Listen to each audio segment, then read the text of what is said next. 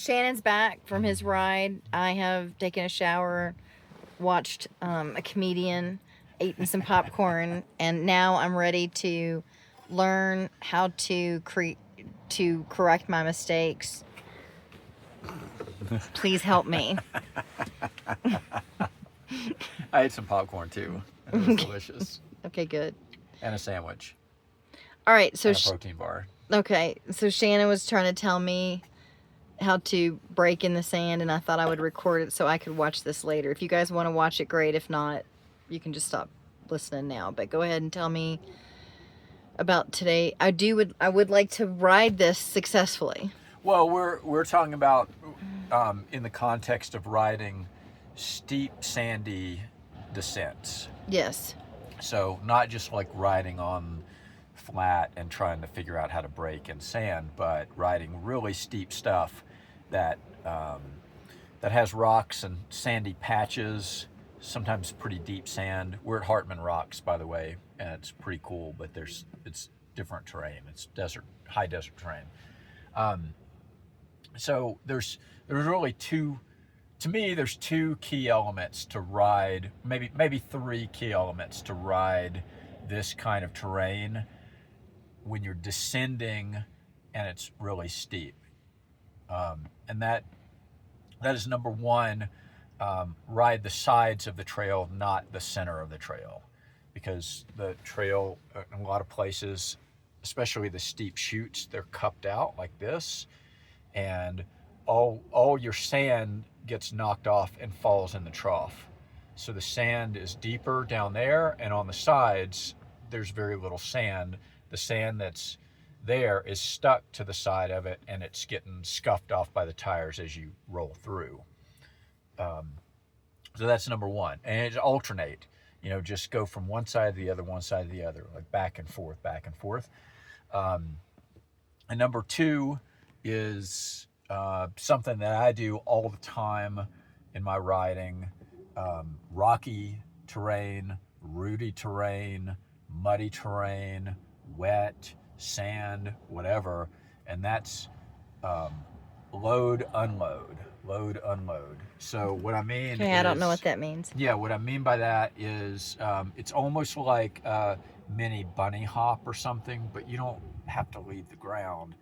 You're just lightening the load of the bike. So you're compressing in a patch where you have traction, and then you're uncompressing and letting the bike float over stuff that has less traction. That could be wet roots, because bikes like to hit wet roots and deflect, tires deflect. So if you load before and unload and just float over those roots, the suspension moves up with the roots, but you're really not putting any weight on them. So you're compressing right before you get to some of that sand? Yeah. If I have a sandy patch, or when you're riding, so you have to kind of put these together. So if you've got this trough and you're riding from one side to the other, what are you doing in the center of the trough? You should not have any weight at all in the center of the trough. You compress here, you float over to the other side, and you compress there, and you float back over to the other side. So you have no weight on the sand. Your weight is on the sides of the trail where there is hard pack and traction, and when you're in the trough, you don't have weight. Okay. Well, I did try a little bit of the side to side. For motorcycling, I would always go to the bottom, right? Like it would just, because I was going slower, so I'd go to the bottom. That didn't work today at all. So I did try that, and that did work, but I didn't compress like you're talking about. I can try that. Okay, what's number three? And number three is selective braking. So you're riding down a steep chute like that. Some of these chutes are really steep. They're like, I don't know, they feel like a 45-degree angle. They're probably not, but it feels pretty steep. Like you're looking down at where you're going. And so this is, you're linking three things now. So you got one is you're going from side to side on a trail. Number two is you're weighting, unweighting across the sandy spots. And number three is you're only braking when you're in contact with that hard pack. So if you're bouncing from side to side like that, oh yeah, you're braking, braking, braking, braking, but you're not braking in between. You're not braking as you're floating through, and you're not braking in that sand. And it's the same thing if you just see a sandy patch and you're coming down and you wait, unwait, wait again, you brake, don't brake, brake again.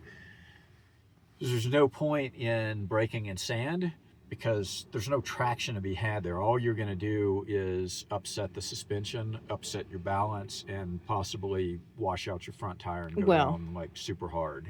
And then gas your right thigh like I did today. Yeah. Right. Injure yourself, break your bike. All right. Yeah. And then, yeah, I probably should get out on a blue rather than start out on a black. Yeah.